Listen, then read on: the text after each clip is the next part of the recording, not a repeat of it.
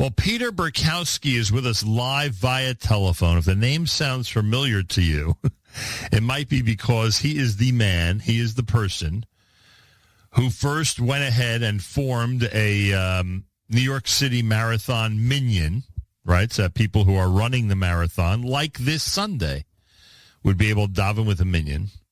And I think every year, maybe we missed once or twice, every year since then, we've been privileged to speak with each other on the air in order to remind everybody about the minyan, to talk about the pride that those running the minyan have, because after all, it's such a wonderful addition for the Jewish runners to the New York City Marathon. And this year is no different. Peter Berkowsky, a pleasure to welcome you back to JM in the AM. Good morning, Nachum. This will be the first time in 3 years that our runners won't be conflicted with the hostages on their minds, for which we are very grateful. As in the past, we expect a number of Israeli runners to be joining us. Last year, we had over 300 participating in our rolling minions, and we hope to have even more this year. We've been doing this for 40 years. As my co-director, Yisrael Davidson, likes to say, this will be year number one in the next 40 years. I like that.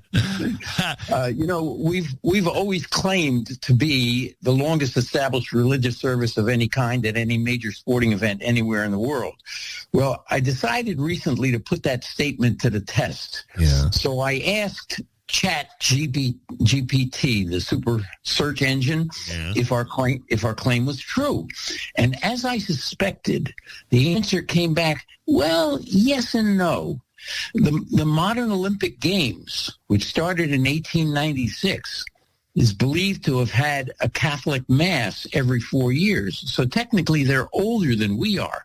But I pointed out to ChatGPT, it's amazing you can have a conversation with this. So I pointed out that there have only been 30 Summer Olympic Games since 1896, whereas our minyan this year will be number 41. So I offered an amended statement to read that we are the most frequently recurring religious service of any kind at any major sporting event anywhere in the world. And ChatGPT immediately responded, that is an accurate statement. It's perfect. Congratulations. So I'm glad we cleared that up. Yes. I feel kind of funny telling people that I've just been patted on the back by a robot. Well, I'm glad that you were able to prove that, in fact, you're correct. And sure enough, it's the 54th time that they're running the New York City Marathon. And as you just said, 41 of them, 41 in a row, will feature the International Minyan for New York City Marathoners. Let's go backwards for a second before we talk about the history. You indicated to me in a message earlier in the week that this year posed a great challenge, and it sounded like a greater challenge than usual to put together the Minyan. What hurdles did you have to overcome this time around? Well, security is a huge concern at the marathon. And this caused our team of volunteers to meet an extraordinary list of protocols. There'll be over 55,000 athletes and more than 1,000 volunteers at the Fort Wadsworth staging area. Right. And after months of coordination with New York Roadrunners, our team shows up at 3:30 in the morning to fix up our tent, prepare to host hundreds of Jewish runners. Our volunteers are not just local. They come from as far away as Florida and Israel. It's very difficult to get into the New York City Marathon. Most of our millionaires are what they call legacy runners. Like if you run the marathon a certain number of years, then you get an automatic invitation. Right. And over the past 40 years, we've had participants from virtually every state in the union and from 6 continents. But we also have a lot of first-timers. And the best way to get into the marathon is to sign up with a charity team. The number of Jewish-related charity teams is growing, I'm happy to say. Any idea around how many? Yes, this year I've identified 9, and I'm going to list them. The Anti-Defamation League has a team this year. The American Committee for Shaarei Tzedek Medical Center, Chai Lifeline, Friendship Circle International, Israel Cancer Research Fund, the Mark Schoenwetter Holocaust Education Foundation, Ohel Children's Home and Family Services, Sharsheret, and the blue card. Plus, there's the running club, Nice Jewish Runners.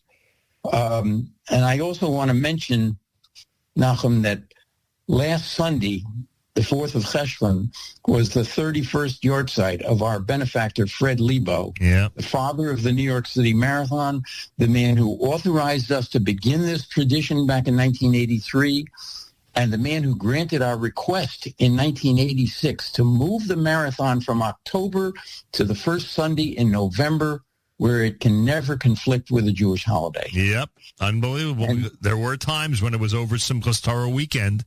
That's right. And he guaranteed it by moving it to the first weekend in November. He guaranteed that and guaranteed the runners will get an extra hour of sleep usually as well. Exactly. And this Shabbos, I want everybody to pay attention to the Haftarah for Lech Lecha, where we read that for those who trust in Hashem, Yerutzu v'lo yigau, they shall run and not grow tired. And that's the motto of our Minyan, and hopefully it'll carry every one of our Minyonaires to the finish line on Sunday. Peter Berkowski's with us. All right, New York City Marathon is Sunday. You're starting the first Minyan at 6:45 at Fort Wadsworth. Number one, people do not need to bring tefillin. Am I right about that? And number two, how many Minyanim do you think you'll have throughout the morning?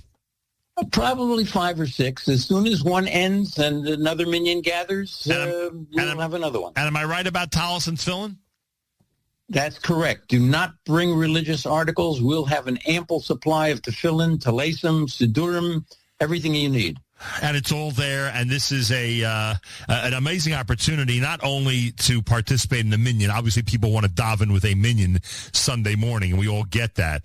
But as you said earlier, you get to meet Jews from all around the world. The camaraderie is amazing. Yes, the war is now, quote-unquote, over.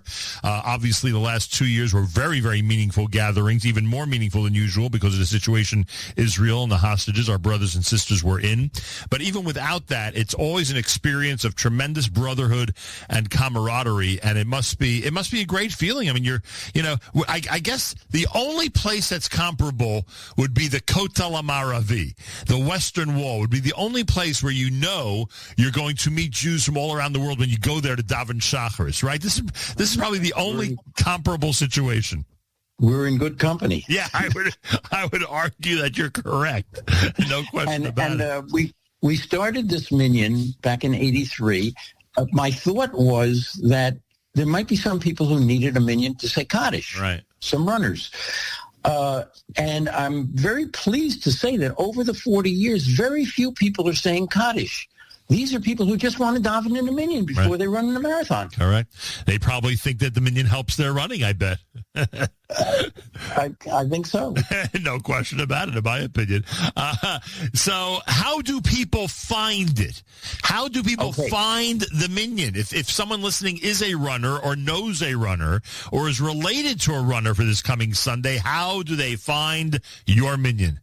Okay, once they enter Fort Wadsworth through the main gate, the first kiosk they will come to says Minyan this way, International Minyan this way. It's like within 2 blocks of the entrance to Fort Wadsworth. We have our own 600 square foot tent, clearly marked, and everybody will get a map of Fort Wadsworth, and the Minyan is designated on the site map. So it's really easy. I mean, boy, Peter, you must laugh when you think about the coordination you needed in the early years compared to now. It's unbelievable. And today we're an institution at the marathon. 100%. By the way, can I take this opportunity to wish you a mazel tov on Shmuel Amichai's birth, your first grandchild? Mazel tov to you. Thank you very much. And also I heard there's an engagement in your family. Jesse got engaged. So a big, big mazel tov from all of us here at JM in the AM. Thank you, Nachum. It's always a pleasure to check in with you, and I wish you a Shabbat Shalom. Before you say Shabbat Shalom, information. Yeah. If someone does want to call somebody, email somebody, look at a website, is there anything they could do to follow up on New York City Marathon Minyan information? I'm at Peter Berkowsky at gmail.com. PeterBerkowsky, and they can call me on my cell phone, 973-477-7908. Thank you, Peter. Good luck, and thanks so much for joining us. Thank you, Nachum. Peter Berkowsky, everybody. New York City Marathon, a real tradition for us. He's doing this 41 years. I think he's been on the air, I don't know, I think every year. This is the 41st Minyan year. This is our 43rd November on the air. So, yeah, we've been together since the very beginning. And he's right. It's now an institution, the New York City Marathon Minyan. Hey, if you're a marathoner, become a Minyonaire. It's really easy. No excuse to miss Minyan Sunday morning. Come on. because the New York City Marathon Minyan is all set and ready for you at Fort Wadsworth. And it's a golden opportunity to take advantage. In the old days, I guess people had to either daven really early beforehand, before they went to the site, or bring their tefillin with them. And then, of course, when the Minyan started, people had to bring their own tefillin and coordinate getting it back on the Upper West Side or Upper East Side, whatever it was. Anyway, this is the way it is now, Baruch Hashem. More coming up. You're listening to JM in the AM.